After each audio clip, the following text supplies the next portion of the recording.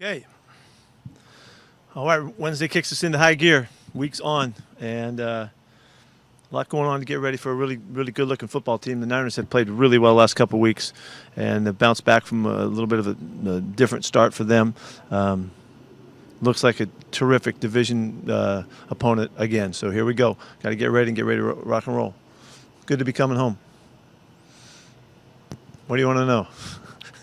John Boyle. Yeah, Pete, you mentioned them bouncing back. You guys are coming off your first loss. What goes into that process of the getting past the loss and moving forward? Yeah, it's really important for us, John, every Wednesday, regardless of what just happened, to get back on track. And so we have a real routine about it. We know that big wins can be just as difficult as a difficult loss, but because it's all about distraction and inability to focus. So, we're in our routine right now. The routine should take care of getting our minds right, and the practice will certainly catch our attention. We have a good hard day today, and then we're back at it. We have to leave all that just happened behind us. Greg Bell.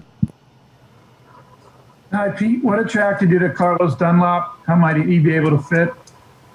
The process of finalizing that, I'm sorry to tell you guys, isn't done yet, and so until it is, I'm not able to comment on it. So we're gonna have to wait, and we'll let you know as soon as we can. I'm sorry. We tried to get it. That's why I'm late here. I was trying to wait for it, and it just didn't get done yet. But you don't have to wait to announce until the COVID and all. He's through all that, do you? No. Okay. The answer from Dave is no. Phone a friend. Let me ask you then in general terms. We've talked about pass rush not just being on certain aspect of the whole defense, but what is an edge rusher? What's the need for outside edge pressure, and how can that help? Yeah, it's critical, to develop your rush so that it can complement with the rest of the game. To get on the edge and force it and break down the pocket and perhaps get clean on the edge where you get right in the face of the quarterback. It's huge, and that's nothing new, nothing that we haven't talked about forever. But so that element is just it's a built-in need if you're going to have a good developing pass rush. Did you know coming into this season you were kind of rolling the dice there? Things would have to break your way with personnel. Well, we look what we did in the draft. We took a couple of guys in the draft to help us. We picked up 2 guys in free agency, so we were working at it. And losing Bruce was a big deal to us. Because we knew that he was an accomplished rusher. Both he and Mayo had 7 or 8 sacks last year and had been productive on the teams they come from. So we felt like bringing those 2 guys together would give us a start in the 2 draft picks. We thought as well. And unfortunately, Daryl's been banged up, not back yet. I'm hoping he'll be a factor, and other than that, Alton Robinson's been trying to help us out in the rotations, and he has done that. So we're just not we're still developing, and unfortunately, I know it's 6 games into it, going on 7. That's where it is, and we're going to get better. Curtis. Yeah, Pete, a similar vein, but how would you kind of evaluate how your ends have played through 6-7 games? I know at times with no preseason, you've talked in the past even about how it takes some time to find a footing and cohesion with your rush group in general. They've been battling. They've been working real hard and working at it. We've been rotating guys when we can to try to keep guys as fresh as possible. Benson had 8 sacks last year on less than 300 snaps. And he's already played that many snaps. So we had not intended him to play as much as he's had to play to keep him fresh and like he was a year ago. We thought he was really effective. So there's been factors that we're just dealing with, but the guys have been working their tails off. They do right. They know what they're doing. They're in the right spots and stuff like that. We just got to keep working to collect our wins. Corbin. Hey, Pete, you talked on Monday about the difficulties of trying to bring in players from the outside and the injuries that you've got at the running back position. So I'm curious if there are some guys on the roster, other positions, say a David Moore, somebody like that could be ready in an emergency capacity to play in the backfield for you this weekend. There are players like that. You're right. And, we'll check out what we need this week and watch our guys coming back, off the injury list and see who comes back. But we are, we have to make some moves and in preparation in case the guys don't get back. So we're doing that, and we'll wait and see when the week's over, so you can figure out who it is. Please. Tim? Pete, what is the update with your running backs with Chris, Travis, and Carlos? They're all in their own situation. They're different entirely, and we'll have to wait and see all through the week. Carlos with the hamstring is probably that it's not a major hamstring, so we don't know. It happened during a celebration more than running on the field, and so we're hoping it was a little more crampy than it was a pull. We'll find out here in the next couple of days. Homer, he's got a bruised knee that he's already moving way better. He won't practice today, but he's moving way better from yesterday already. And Chris has got a foot, something's going on in his foot that we got to see how it goes. We'll be real quiet on Chris until the end of the week and see how he goes on the weekend. So we won't know entirely what's happening until the week is out. And then what's the plan with Jamal for this week? He's going to be practicing in a limited fashion for the first time today, and so we'll see what that means and see how he goes. And tomorrow will be a really important day for him, as will Friday. We're going one day at a time, and we're mixing him in the preparation with the thought that there's a chance. But we're going to just have to wait and see how he does. Brady? Hi, Pete. Excuse me. Just in general, if you were to bring in a player right now, would he still have to go through the same testing as a free agent would, and meaning probably wouldn't be available to play this weekend because of the protocols? Yeah, you can't make it. There's not enough time. There's not enough time to get it done and test him all the way through it and have any opportunity to work with the player prior to the game. So we're out of days already. So you have to. That's why you have to stay ahead. We had 4 running backs last week, and so we thought we were in pretty good shape. So. Right now, it would be time. You would want to have had another guy, a 5th guy. And at least we could have had a couple guys, to cover what just happened. But it's just the way it is. There's nothing you can do about it. That's the way the rules are. Everybody's dealing with the same situation, and you can get stuck. So that's why you have to have versatility in your guys. And fortunately, we have some guys that can possibly help us out.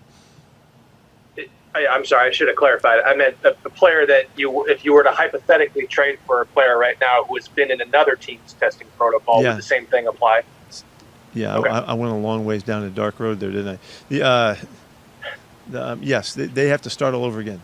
Yeah, you would think because they've been in the but maybe it's the plane flight. I don't know. I don't know what the reason is, but.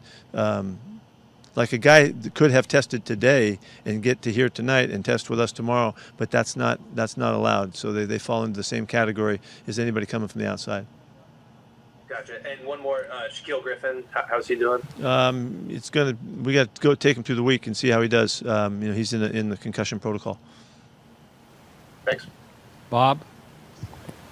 Yeah, Pete, are you still hoping to get Rasheem Green back? And then what kind of boost would that give you if he can come back? He's going to practice this week. He and Philip Haynes are both coming out on the practice field for the first time in a long time. So we're really excited to get them back out there.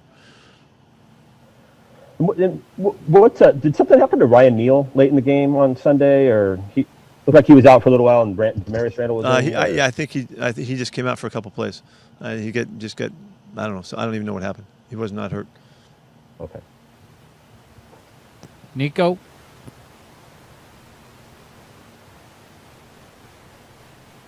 Nico.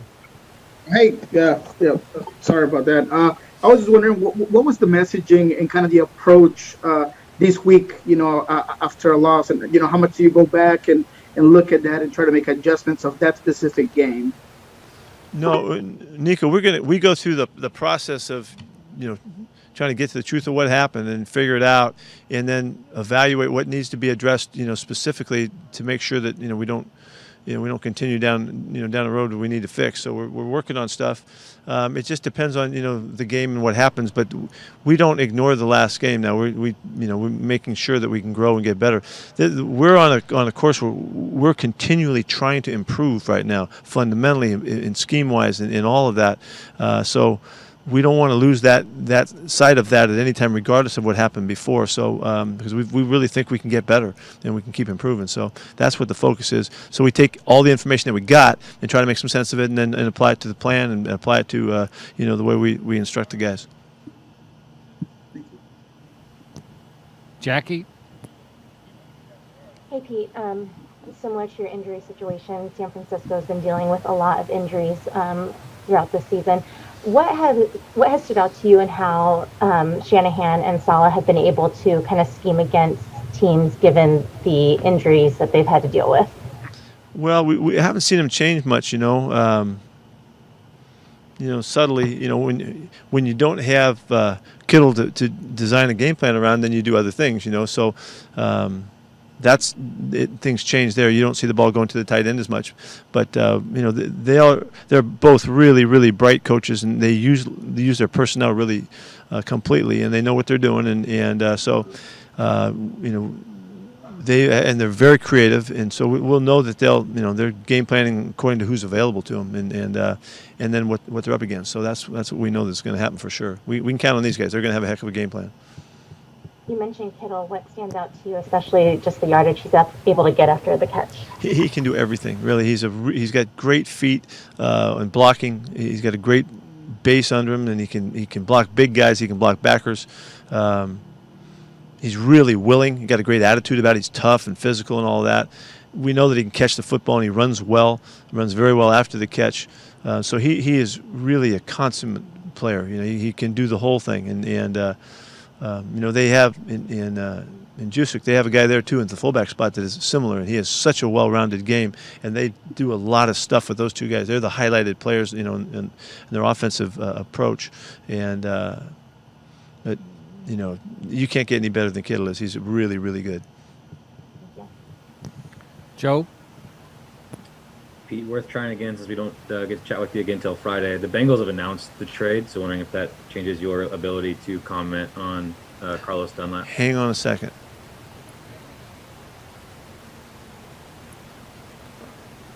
He's trying right now to get to where we haven't got the word officially, so I'm sorry. I'm just going to stick with the rules here. I don't want to get bounced for something that we could have avoided. So sorry. Okay. Maybe we can check in later this afternoon or something like that, and give you the word. We'll work something out with Dave. Okay. And then with DK, he's been pretty consistent all year long. I think he had 92 yards at least in each of your first 5 games.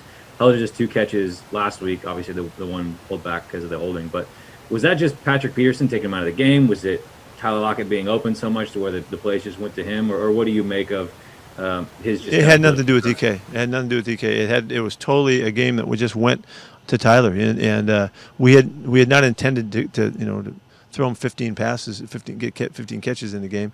We thought it was going to be available. We thought our matchup would be good, but he just made the most of it and just put together a spectacular night. I was thinking, we were talking about it out here, and the 3 catches that he had, the special catches that he had, were some guys that'd be the best catch they ever had in their career. He had 3 in one night, and so we just kept going, to what was available, and obviously we're still trying to get the ball to DK, and you can see why.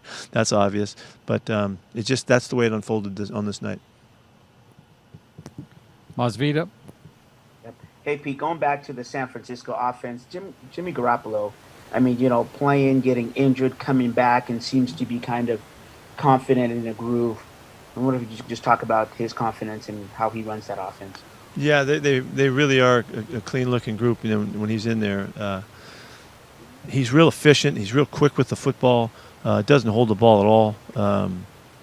The passing game is really designed off of the running game, and if they had their way, they'd throw it 10 or 12 times in the game, just like they did against Green Bay. They'll run the ball all day long if you let them, and that's a great part of their mentality, I think, their commitment there. But Jimmy really compliments well, and he certainly understands everything that they need him to do to be efficient. And so if they're running the ball well, he's really problematic. And they would rather not be in a throwing game, a shootout throwing game. They'd rather run the football and mix their stuff in, I would think. And he can do all of it, so he's really good for him. Art? Pete, L.J. Collier had 39 snaps Sunday, had 1 tackle for loss, which is about all the statistics we saw. Is he living up to the expectations you had for him at this point in the season? Well, in the sense that he's playing a lot, playing 39, 40 plays, that's a good amount of plays for a D lineman, for a guy really first time really getting going.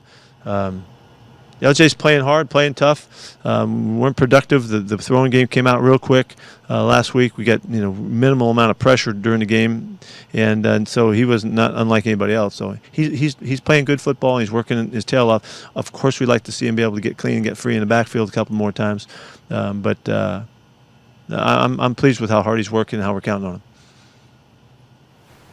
Michael Sean.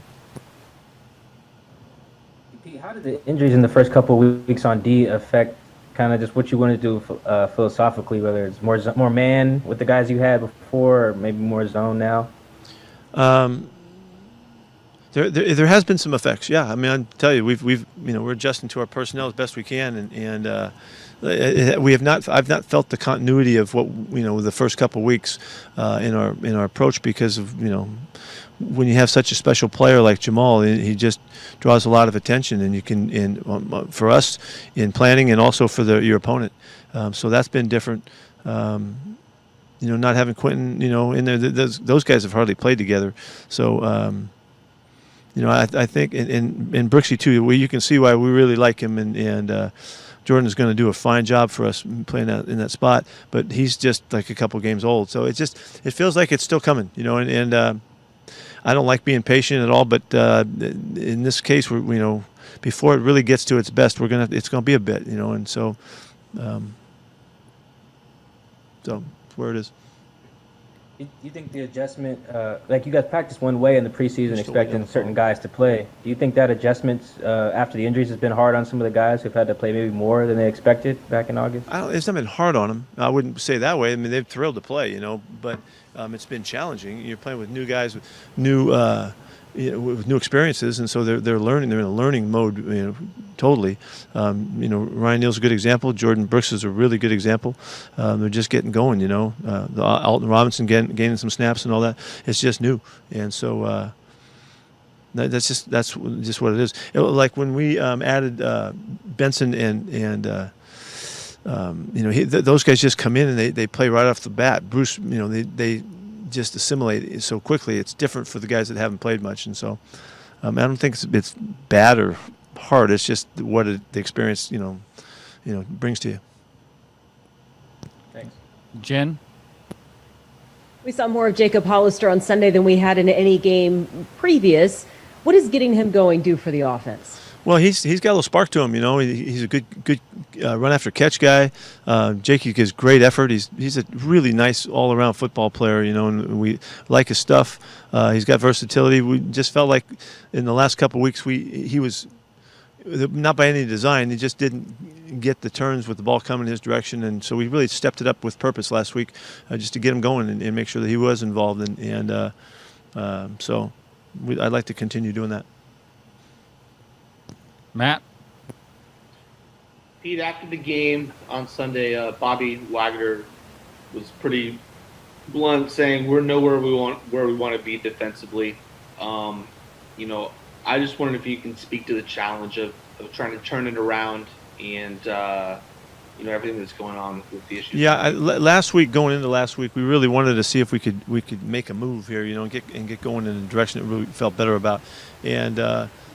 Just because you want to doesn't mean it happens right away. It takes some time, and so as we continue, I totally am planning on us turning and being at the top end of our game. It's out there for us. We're going to keep battling to do it, to get it done, and I agree with Bobby. That he's on point, and so everybody's working at it. We got a great attitude about it. The guys are spending their time studying and all that.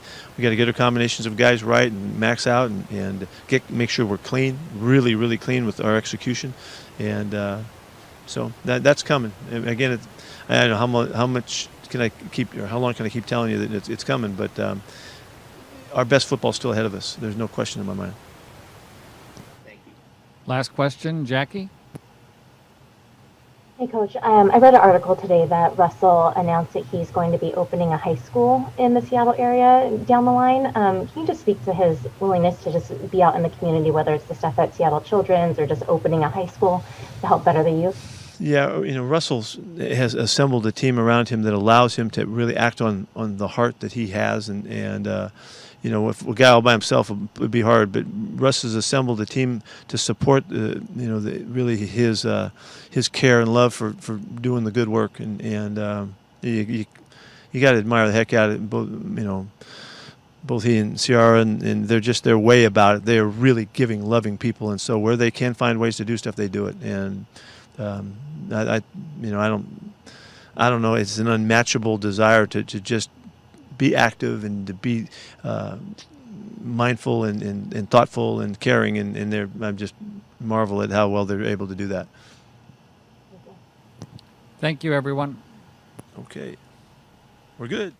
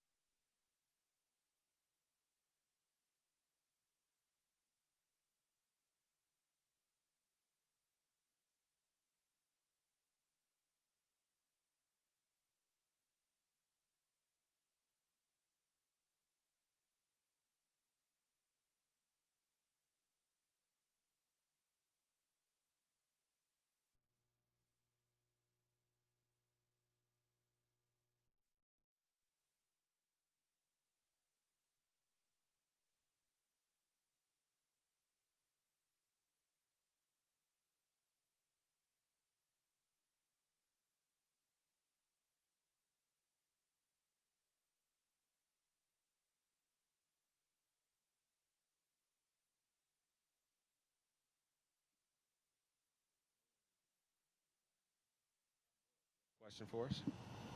Hi, Bobby. What's up? You talked Sunday pretty frankly about not being happy about where your defense is. What do you need to see this week in practice? How do you want to see your teammates respond to kind of bounce back from that? I just think we just have to have a level of focus, really focusing on the details of our defense, focus on the details of what we're trying to get done. I think I said it on Sunday. We just got to be more consistent. I'm confident our guys can do that, and so we had to put that loss behind us and move forward and, focus on what we can do this week. Corbin Smith. Hey, Bobby, it seems like no matter who the 49ers put in the backfield, they're finding success running the football. Guys have gone down and they just keep running the ball well on teams. What is it from a scheme and system standpoint that makes them so difficult to prepare for as a linebacker? I just think they do a really good job of figuring out like holes in your defense or creating holes in your defense. They understand your defense really well, so they'll motion or move a receiver or put a guy in a different put a team in a different front that they want you to be in to run the ball, which is why I think kind of no matter who you put back there, as long as they can read those gaps, they have success. So we just have to be conscious of what they're trying to do to us. We have to be locked in and focus and see the motions, and it should be a good challenge for us. Brady Henderson. Hi, Bobby. What's up? Can you think back to another time in your career, either here or elsewhere, where your defense has been challenged like this? And if so, what pulled you guys out of that? I think the first thing that comes to my mind is I think early on, maybe it was 2013, 14, can't remember exactly, but we were holding teams to not that many yards and not that many points, but we were giving up scores at the end of the game, or we weren't closing out games the way we wanted to close out games. And so this is kind of reverse. It's we're giving up a lot of yards, but other than last game, we're closing out or holding out when the game counts. So I think the biggest thing is just everybody coming together, being in on the same page, being positive and understanding that this is going to get changed, and you have to do your part. It's a team game, but it starts with your individual effort to make this defense great. And I think everybody's locked in, and we'll see how it goes on Sunday. And then you may have been asked this a few weeks ago, and I'm sorry if you did, but what could somebody like Damon Harrison affect linebacker like you? How could he help somebody win the other line? When you have a big body like that, it just allows linebackers to roam free. You can't just ignore somebody like that. You have to put your hands on him. If you don't, then he's in the backfield. If you do, the linebacker's in the backfield. So it just, allows you to, run around and make plays. Thanks. Jen? Pete says a lot of this is continuity on the defense and not having the starters out there the entire time. Your best guess, given all the football that you've played, how much time does it take to get that continuity to start turning the corner? I don't know. I don't know how long it takes to get that continuity. I think for myself, I'm not really one to make excuses. We're all professionals, and we just have to figure it out. Bob? Yeah, Bobby, it was the most that Jordan Brooks had played alongside you in the game the other day. Just what was your sort of assessment of Jordan's game and how you guys kind of worked together there? I thought he did really well. I thought he was, flying around. Definitely had some good hits, especially the one towards the goal line. And I think the more he gets out there, the more confident he gets, the more faster he'll play. So, I'm excited. I think that was a really hard game for him to come back to with all the shifts and the motions, and I felt like he handled it really well. And so I'm excited to see him play again.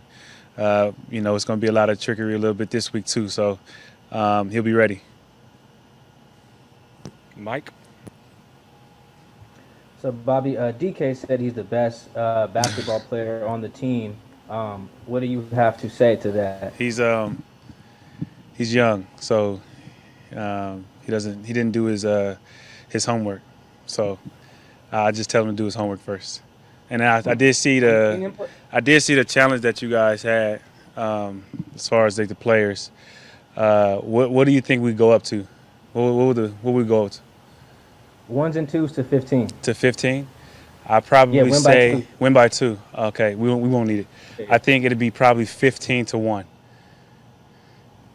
And that's because somebody tripped and then y'all accidentally got it in. Wow. I'm not gonna take up the whole time in the Zoom, but I'm just gonna say I disagree. Hey, everybody's entitled to their own opinion. I don't think that's a challenge you guys want to do. And then I think even if after we play, you guys will be out for like 3 weeks trying to recover. No, just the off season. You know how to reach us. That's all I'm gonna say. Thank you. Jackie? I'm here for the trash talk. Mike, do you want to take up my time to get some more in with that? No, Bobby knows. He knows. It's all good. Bobby, going back to San Francisco and their offense, what have you seen from Jimmy this season? We've seen kind of some up and down games. Yeah, I've seen that. I think there's moments where you can tell he's just spot on. He's getting the ball out quick. He's making the throws, and there's moments where he's kind of giving the ball away. And so I think we just have to give pressure to him, and then make sure we're on our landmarks and our keys, and we understand he's going to try to get the ball out quick, and we need to be ready for all the boots, all the play action, all the things that play with your eyes and play with your discipline. And as long as we're on there, we're good. Getting that ball out quick. I mean, Kittle, he's been able to get the ball in those short yardage situations, but still make the most of it. What have you seen from him? Say it one time. I'm sorry. I was looking at the messages, and somebody said they gonna stay together. Y'all can stay together all you want. I don't think 5 points is going to happen. But sorry, go ahead. In those short yardage situations, Kittle, he's been able to get the ball, but still get some good yardage in after the catch. What have you seen from him? He's just he's a great tight end. He goes, makes plays. The thing that I respect the most is he doesn't catch the ball. He blocks, and he has just as much fun blocking as he does catching. And I always respect somebody that has fun doing the game the right way. Thank you. Joe? Bobby, curious how much you are involved in coaches' meetings or in talking to Ken and Pete about what you're seeing, what you feel like is or is not working beyond just like a guys having to do their job part, but maybe schematically things you guys could try that are different.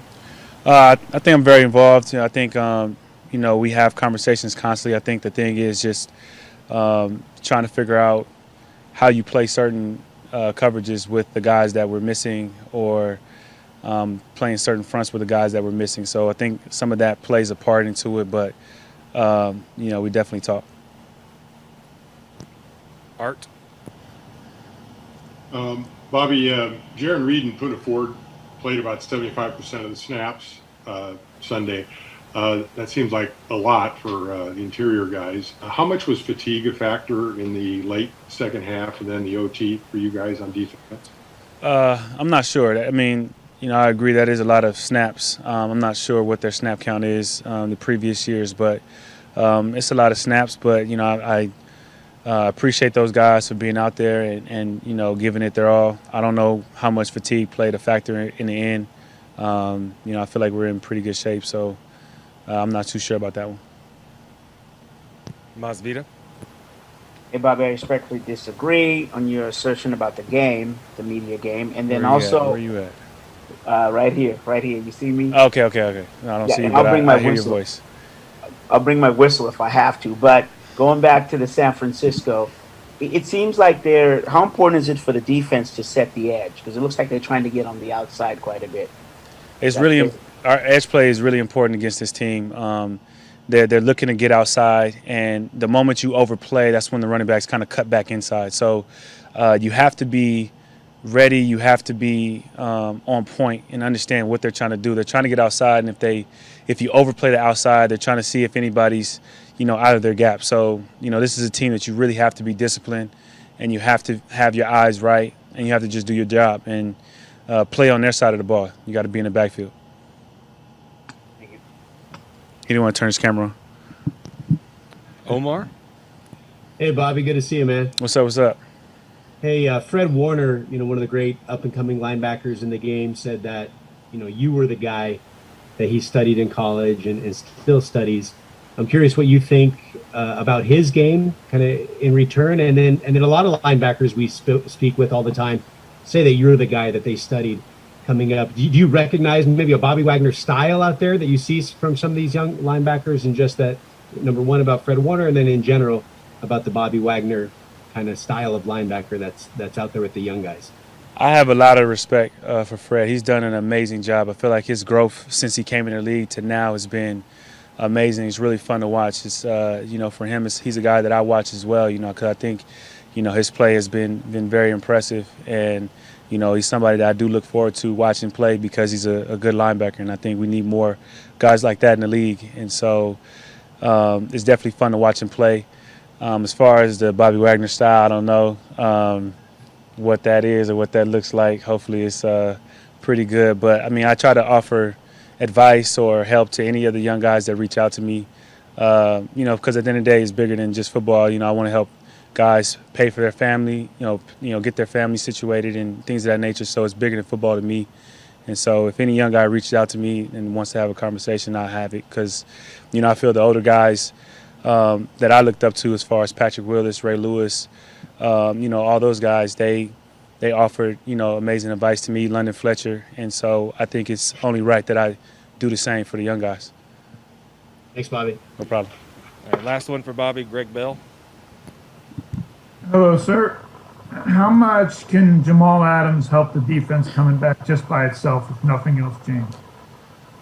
Just his energy, just his presence always helps our team. Obviously, it's another playmaker, a guy that loves the game of football. You can see it while you're watching the film. So, him being back always helps our team because he's just a great player.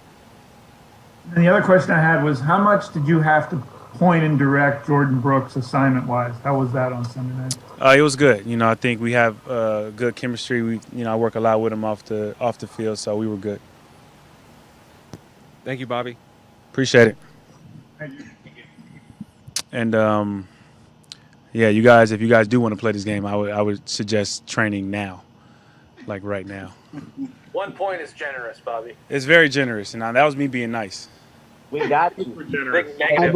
You know, Touch on Christmas us too if he won't Christmas score. is coming up, so 2.5 points. Oh, we got you. Over under 2.5. You're welcome. Take the over. We got you. Over.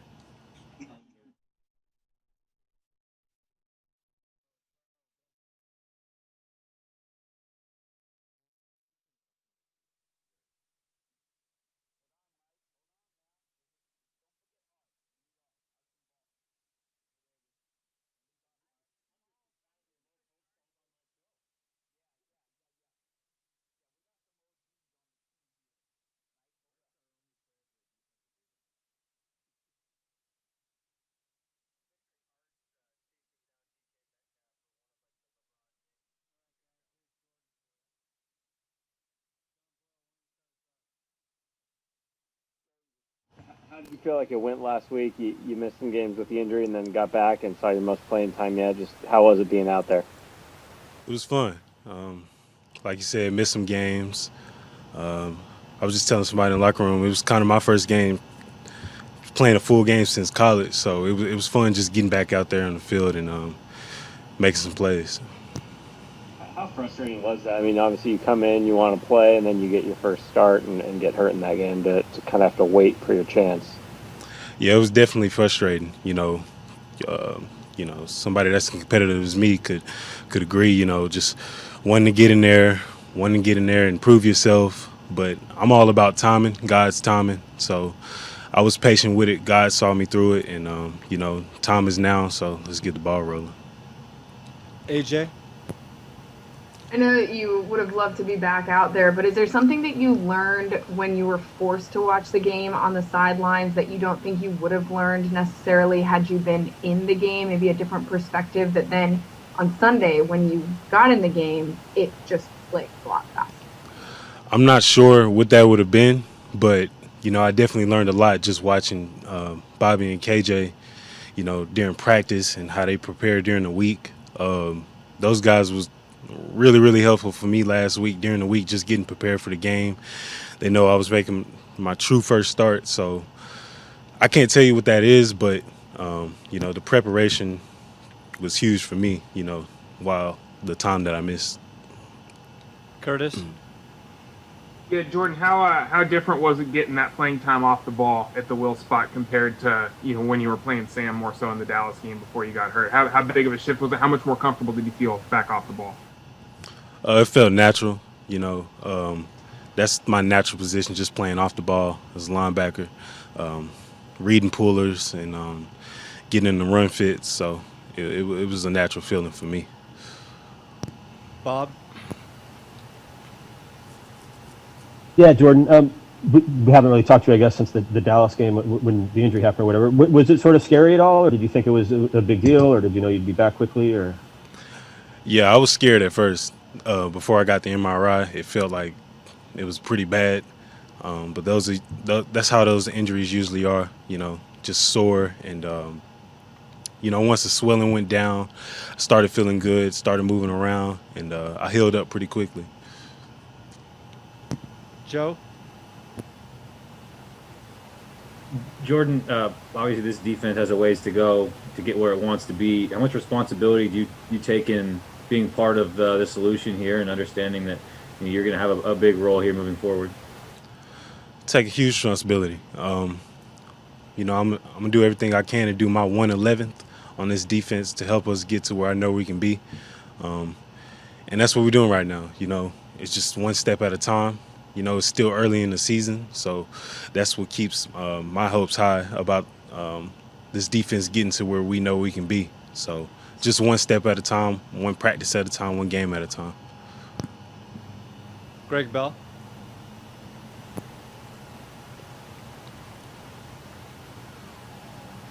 Hi, Jordan. What kind of advantage is it for you to have Bobby Wagner right next to you in the defense, in the meeting rooms, right before the play? What advantage does he give you? It's a huge advantage. Like I mentioned earlier, he was real instrumental for me during the week. It's just as far as getting prepared, just giving me tips here and there, and he's still doing it. He's been doing it since I got here.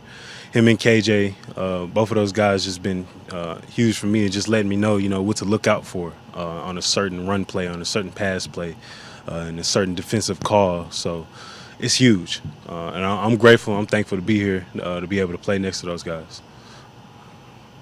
Masvita? Yeah. Jordan, how important is it in your position and what you've gone through, patience and timing in terms of learning and then just waiting for the right moment to get back on the field, and then once you're in the game, reading the plays? You say it one more time? I'm sorry. Yeah, just how important is it in terms of being patient when you're playing your position and then waiting for the right time to make the play? I think it's very important. Patience is everything. If you try to rush something, and you're not ready for it, you can get exposed, or it can be shown on tape. So I think that the timing was perfect for me. Maybe week 1 I wasn't ready, and here we are, week 8, I think, and I feel good. The playbook feels good. I'm healthy, so I think patience is everything. Michael Sean? Hey, Jordan, were you registered to vote before that day? Everyone got registered on August? I think I was. I'm not sure. I may have done it beforehand. I know we had a couple team meetings about getting registered to vote during camp, so I think I was registered before that.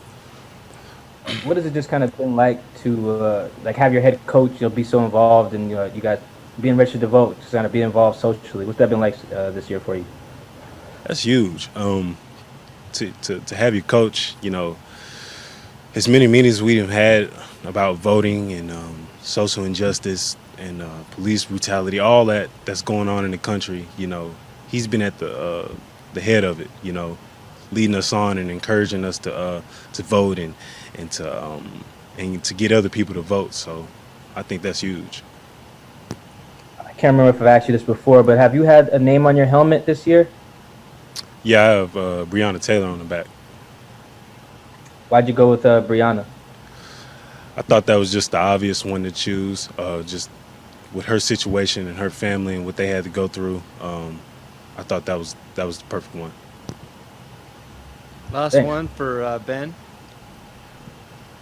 Hey, Jordan, you've talked extensively about how Bobby and KJ have kind of taken you under their wing since you got here.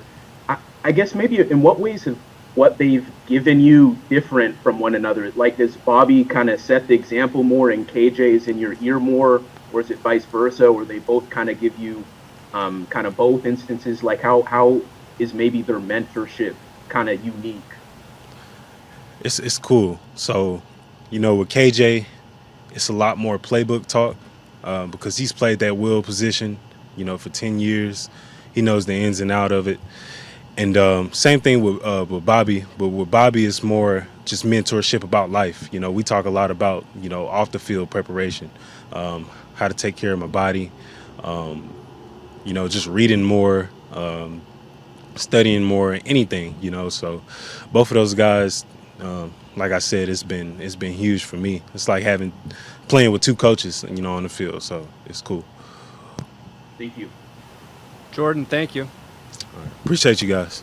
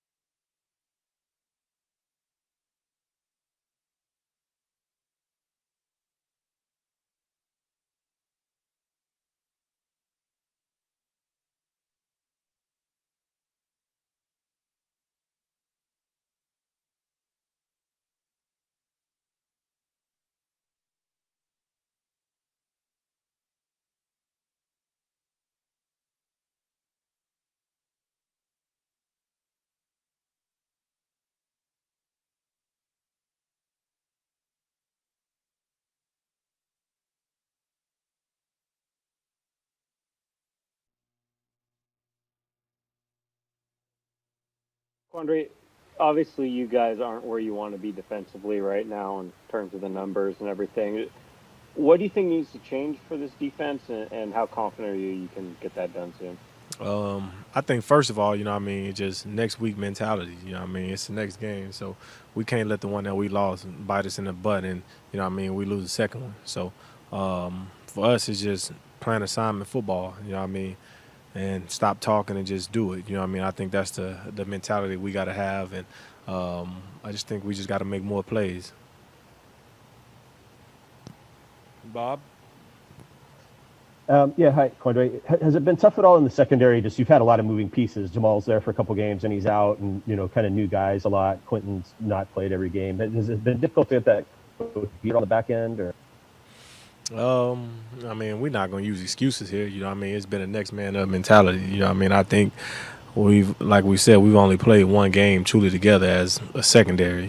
So, we had some moving pieces, ins and outs, but at the end of the day, we got to get the job done, and we're not doing that right now. But we're finding ways to try to be better, and it's not like we're not putting in the work. We're doing what we can, and we're doing what we can at practice. We're not doing what we can in the game, of course, but we just need to get that situated. And at the end of the day, we 6 games in with a lot of time to make up for. Joe? Quandre, just curious how you feel like you're playing this year, and if you're settling in your second season with Seattle. When we're giving up the numbers we're giving up, and the plays we're giving up, I don't think anybody feels too well about how they're playing, but all I can do is control what I can control, making my calls, eliminating seams and posts, and doing my job. That's all I can rely on, and that's all I can do. So I'm not going to say, I'm playing great. I'm not going to say I'm playing bad. But as a unit, that's what it's all about. We're not playing good enough collectively together. Curtis? Yeah, Quandre, you obviously know Snacks from Detroit. How do you feel he's kind of assimilated into this so far? What do you expect from him when he gets up with you? And does he look like he's just about there for you at this point? I think he's settling in. It's hard, to come in here and come to a new team in the middle of the year and kind of get situated. It's hard. It took me 2 weeks. I was able to have 2 weeks where, Pete and John took care of me, where I got the rest and get my hamstring right, and I learned the defense. So it's hard for a guy to come in and just be thrown in live bullets. But when he's definitely settling down, he's getting ready to go, and when Pete and John say he's ready to go, he'll be ready to go. And I'm sure he's had open communication with them. And, that's none of my business. I just know when he gets on the field what I expect out of him, and I expect him to do things that he's done his whole career. And what did you see him do for your defense in Detroit when he was a part of it? I seen him help us go from 28th in the run to 9th in the run in 10 weeks. So, I think he makes a difference, and teams have to account for him. Tim? Hey, Quandre. You guys brought in Snacks a couple weeks ago. You brought in Michael Kendricks last week. Now there's the reported deal for Carlos Dunlop. What is the message in the locker room when the team goes out and makes moves like that in midseason? First of all, that's none of my responsibility. My responsibility is go out and play on Sundays, practice during the week. I don't make any personnel decisions. All I do is control what I can control. So I think, we definitely send a message that, we want to win and we want to go get this thing now. But for us, as players, it's not up to us to make those decisions. It's we can comment on them and say, hey, that's that's a good move. Hopefully he comes to help us out. But until then, we just sit back and we do our job. All right, last one for Quandre. Mike? Hey, Quandre, why have you felt the need to wear the 51 towel on game days? I just BI. Bruce, he's been. Honestly, I only knew Bruce for we got back here end of July, early August. But the energy and the mojo and, you know what I mean, the swag, the, you know what I mean, the trash talk, everything that he brought to the field was important to this defense. You know what I mean? Just missing him out there, and I just want to let him know, you know what I mean, he's not in this thing alone. You know what I mean? He's going through a ACL recovery, and the first time he's been hurt, you know what I mean? So for him, you know what I mean, it's been tough for him, and you know what I mean, he expresses it on Twitter. You know what I mean? I just want him to know that I'm here to support him. I'm here with him, and I know he's going to get through this thing, and look forward to him being around the building more, and shoot, hopefully he'll be back next year to, you know what I mean, bring that juice and that swagger back. One more. Last week, DK told us he was the best basketball player on the team. Want to know what you thought about that claim. I wouldn't say that. You know what I mean? I think he's more like a mini Shaq or something. That's what he thinks. You know what I mean? I don't think he can dribble. I don't think he can shoot. I think he's just in the paint type of guy. You know what I mean? So I let him do his talking. You guys know DK. He talk crazy every week, but I don't think he's the best basketball player on the team. Are you the best? I wouldn't sound the best, but I'm definitely up there. You know what I mean? I think I haven't been here long enough for guys to really see, you know what I mean, if I could really hoop or not. So, but, you know what I mean, I'm definitely up there. Tyler's the most straightforward guy that you guys know, you know what I mean? And he know what my game like, so I just let him fill you guys in when y'all talk to him. All right. Thanks, man. Yep. All right. Thanks, Q. Appreciate y'all.